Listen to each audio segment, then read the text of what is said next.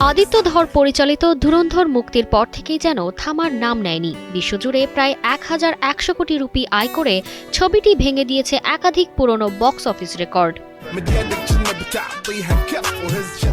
তবে সিনেমাটির সবচেয়ে বড় চমক শুধু আয় নয়, এর সঙ্গীত।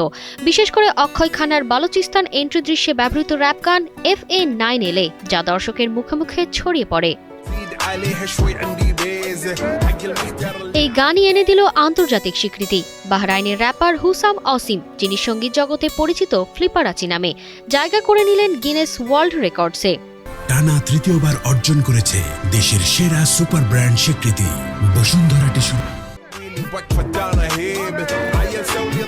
আরব বিলবোর্ড ও গিনেস ওয়ার্ল্ড রেকর্ডস আরাবিয়ার যৌথ ঘোষণায় জানানো হয়, একসঙ্গে সর্বোচ্চ সংখ্যক বিলবোর্ড চার্টে স্থান পাওয়ার নজির গড়েছে এই গান। সেই সাফল্যের সুবাদেই রেকর্ড বুকে নাম উঠেছে ফ্লিপারাচির। একটি ফটোশুটের মাঝে বিশ্ব রেকর্ডের খবর পান এই শিল্পী। আনন্দের সেই মুহূর্ত সামাজিক যোগাযোগ মাধ্যমে ভাগ করে নেন ভক্তদের সঙ্গে।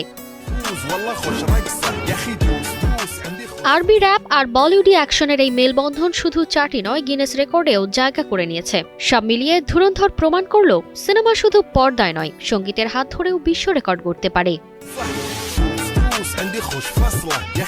তারতিবা ফারুহি, কালের কণ্ঠ।